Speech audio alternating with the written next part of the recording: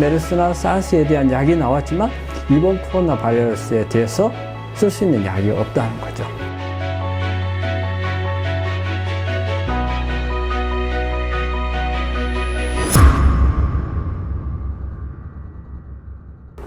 우리가 1차 세계대전, 2차 세계대전, 코로나 바이러스가 3차 세계대전이란 말을 하고 있거든요.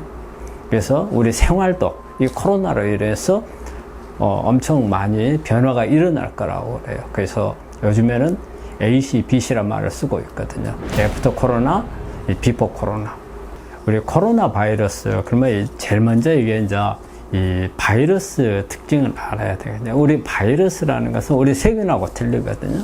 그래서 바이러스는 이 바이러스 세포 안에 정보만 가지고 있는 거예요. 그래서 이제 우리가 DNA 바이러스가 있고 RNA 바이러스가 있는데, 이제 이 코로나 바이러스는 RNA 바이러스에 해당을 합니다. 그리고 이제 코로나라고 하는 것은 우리가 태양 주위에 빛이 나는 이 부분을 우리가 코로나라고 하는데, 이 바이러스 모양을 보니까 코로나처럼 스파이크가 이렇게 볼록볼록하게 나와 있어요. 그래서 이제 이게 코로나 모양하고 비슷하다 해서 이제 코로나라는 이름이 붙고, 그 다음에 19는 2019년에 발생을 했다 해서 19라는 게 이제 붙는 겁니다. 우리가 일반적으로 DNA 바이러스는 우리 간염 바이러스나 또 헐피스와 같은 이런 바이러스가 DNA 바이러스고, 우리 코로나는 RNA 바이러스입니다. 그러면 DNA하고 RNA의 차이가 뭐냐?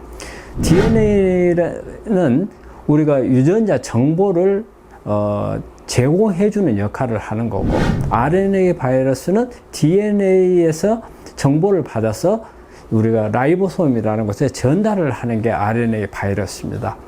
그러면 여기서 왜 이 말이 중요하냐? DNA 바이러스는 웬만해서는 돌연변이가 잘 일어나지를 않습니다. 근데 RNA 바이러스는 돌연변이가 너무 잘 일어나요. 약 한 1000배 가까이 돌연변이가 잘 일어나거든요.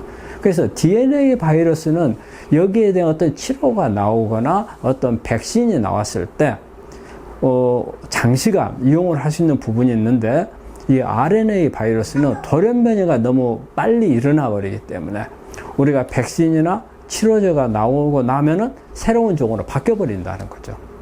우리가 이 코로나 바이러스는 우리가 앞에 겪었던 메르스 바이러스나 사스 바이러스도 다 코로나 바이러스입니다.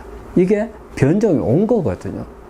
그래서 이것도 벌써 우리가 메르스나 사스에 대한 약이 나왔지만 이번 코로나 바이러스에 대해서 쓸 수 있는 약이 없다는 거죠.